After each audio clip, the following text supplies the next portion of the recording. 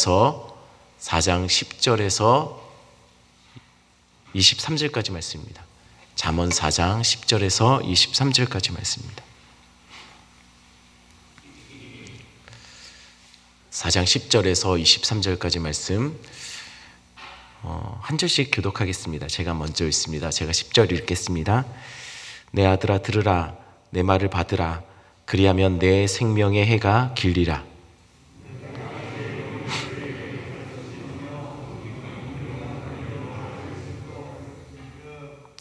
다닐 때에 내 걸음이 공고하지 아니하겠고 달려갈 때에 실족하지 아니하리라.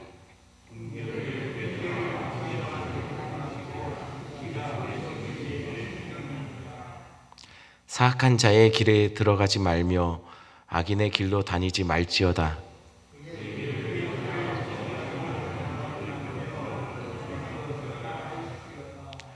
그들은 악을 행하지 못하면 자지 못하며 사람을 넘어뜨리지 못하면 잠이 오지 아니하며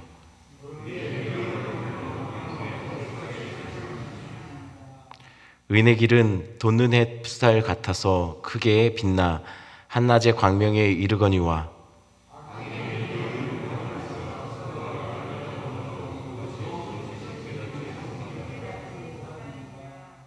내 아들아 내 말에 주의하며 내가 말하는 것에 내 귀를 기울이라.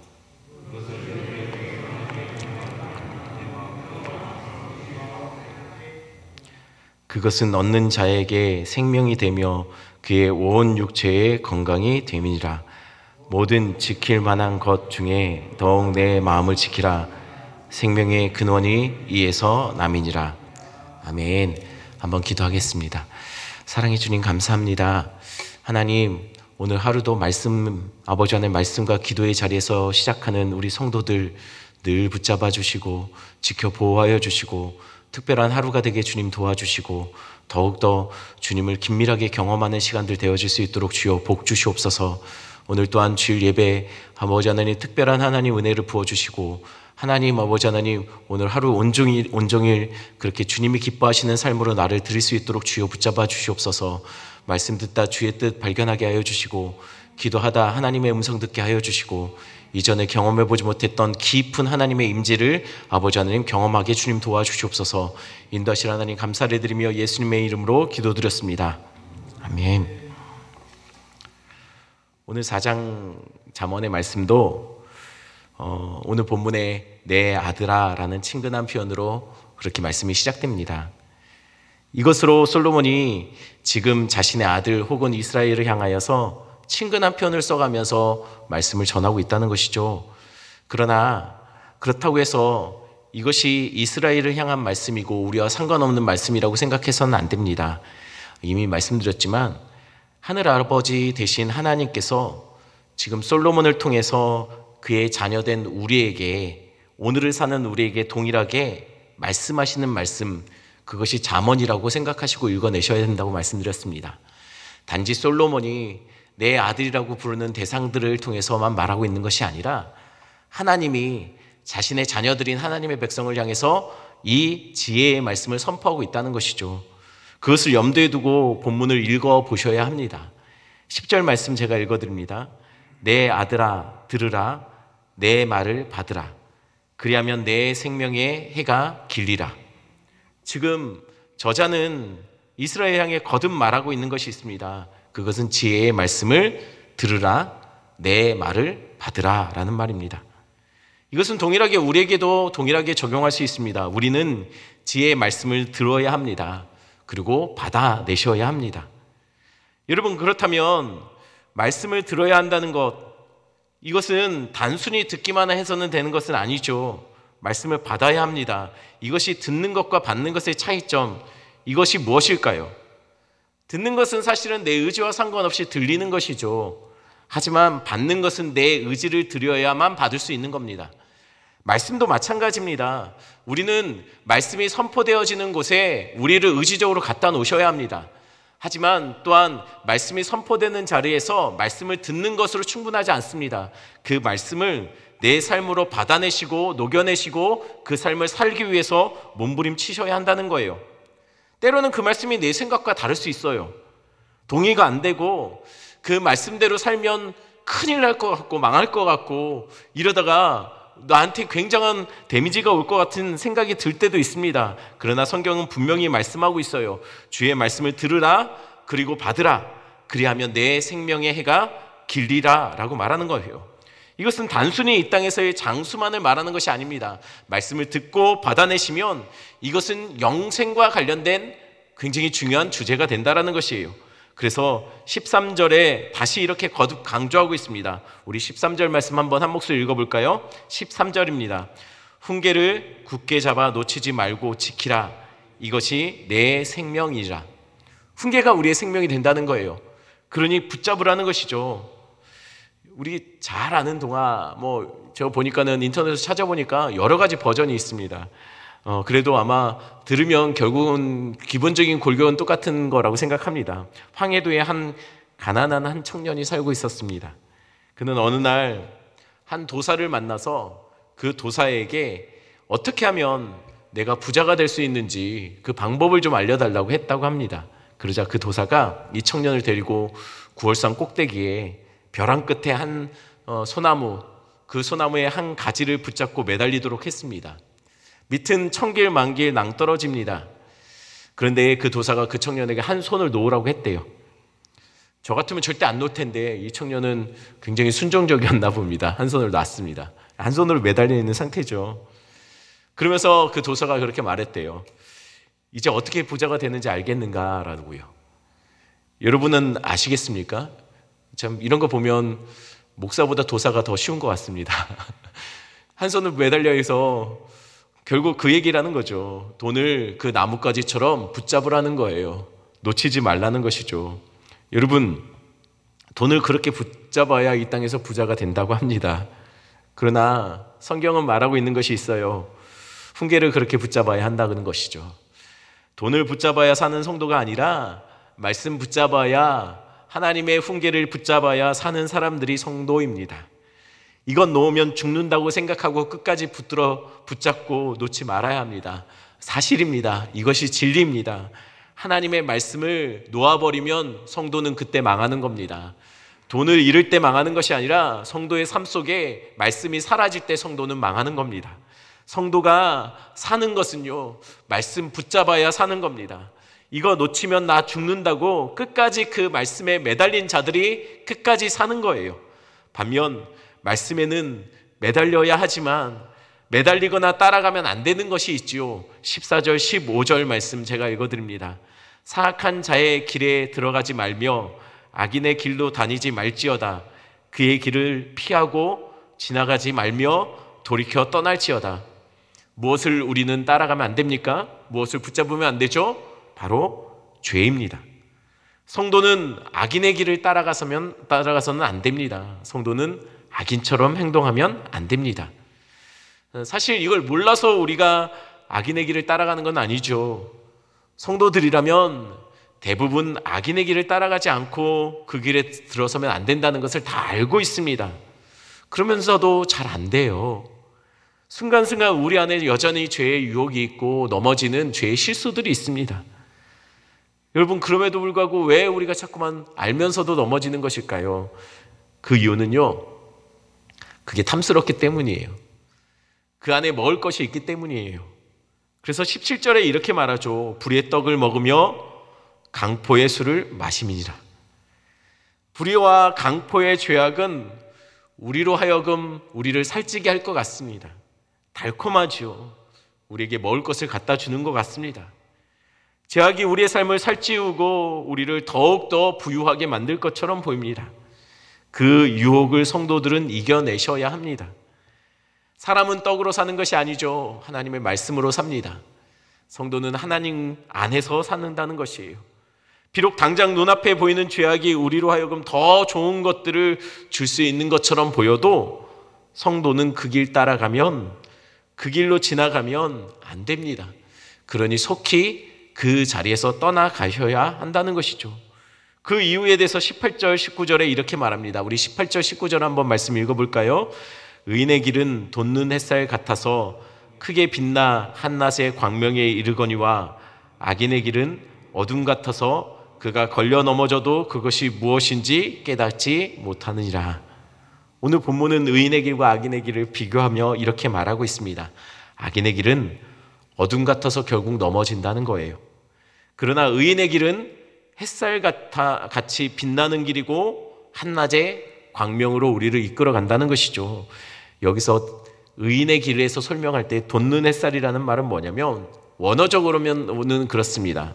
동틀 때 아직 어둠은 남아있지만 희미하게 빛이 올라오기 시작하는 그때를 말합니다. 그러니 의인의 길은 지금 현재로는 어떻습니까? 어둠이 더 강해 보입니다. 빛은 미력하고 미약해 보입니다. 하지만 의인의 길은 이제 시작이라는 거예요. 지금부터 점점점 더 밝아져 갈 거라는 거예요. 아직 한창 때가 아니라는 거예요. 그러니 성도로 산다는 것은요, 그렇게 보여요. 지금은 어둠이 더 우리를 붙잡고 있는 것처럼 보이고, 지금은 더 이렇게 살면 손해보는 것 같고 암담해 보이고 바보같이 보인다는 것이 성도의 길입니다. 의인의 길입니다. 하지만 성경은 분명히 이야기하고 있습니다. 이 길이 결국은 광명의 길이고 영광의 길로 나타나고 악인은 무너지게 될 것이라는 거예요. 이제 의인의 길은 이제부터 시작이라는 것이죠. 이제 점점 더 분명해져 갈 것이라는 거예요. 그러니 오늘 본문은 거듭해서 말씀하고 우리의 마음속을 지키라 명령하며 이렇게 권면합니다. 23절 말씀 제가 읽어드립니다.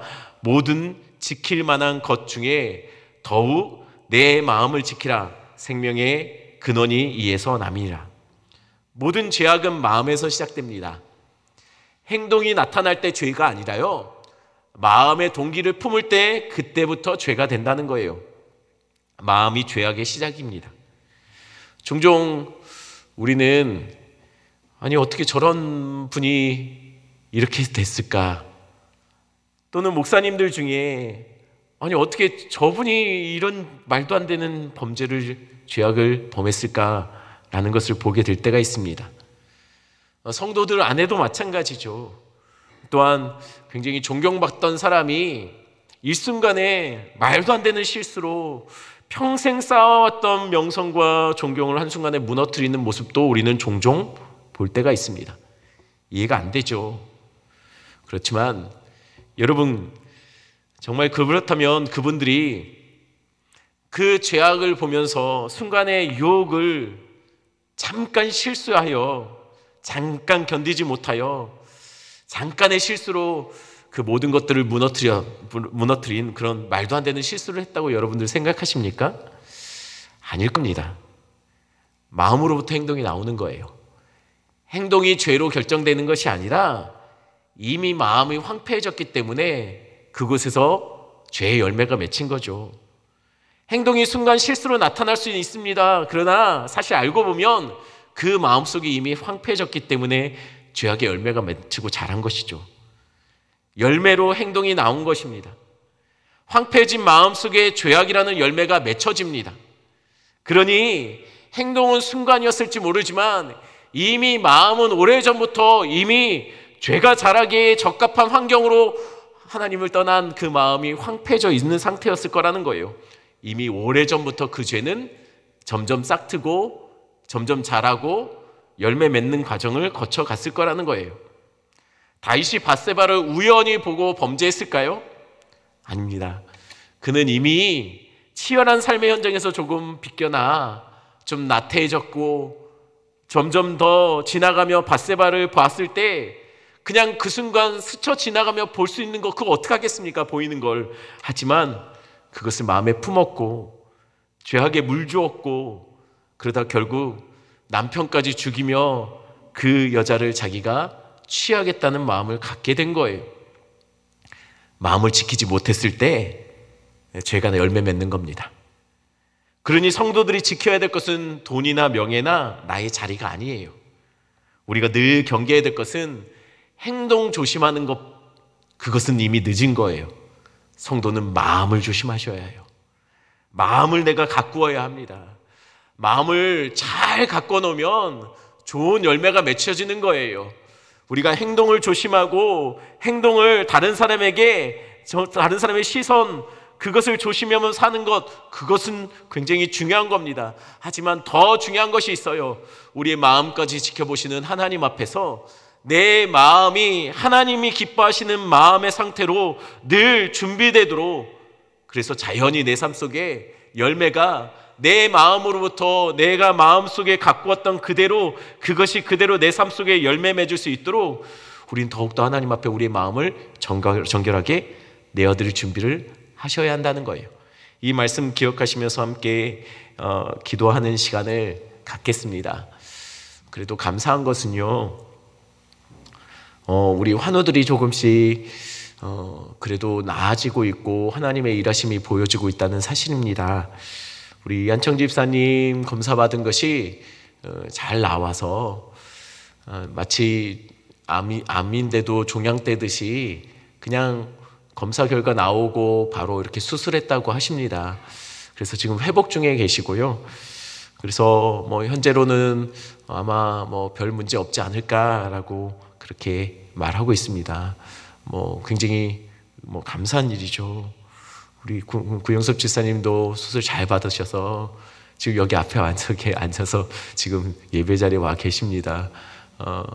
의사도 놀랄 정도로 병원에서도 어떻게 이런 일이 있냐라고 말씀하실 정도로 하나님이 정말 고쳐주셨다라고 생각합니다.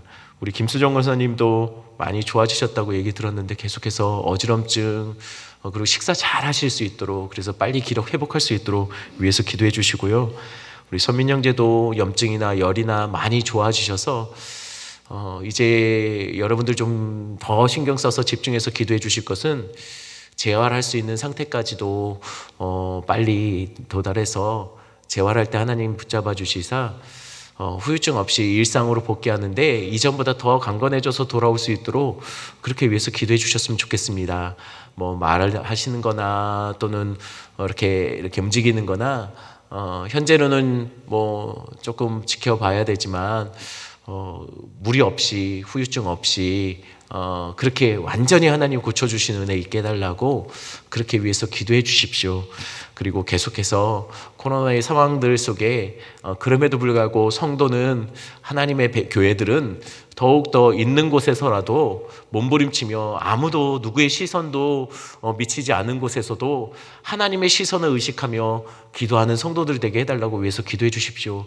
하지만 그럼에도 여러분 기도하고 간절히 사모하셔야 될 것은 지금 이 상태가 나아져서 우리가 함께 예배할 날을 하나님 속히 허락해달라고 위해서 아무 마음의 불편함 없이 함께 우리 성도들 함께 기도할 수 있도록, 함께 예배할 수 있도록, 마음껏 찬양할 수 있는 때 오게 위해서 하나님 빨리 속히 그 문제 모두 해결해달라고 위해서 기도해 주십시오. 그리고 여러분 앞에 띄어진 기도 제목 가지고 기도하시다가 자유롭게 돌아가시면 되겠습니다. 함께 기도하겠습니다. 사랑해 주님 감사합니다.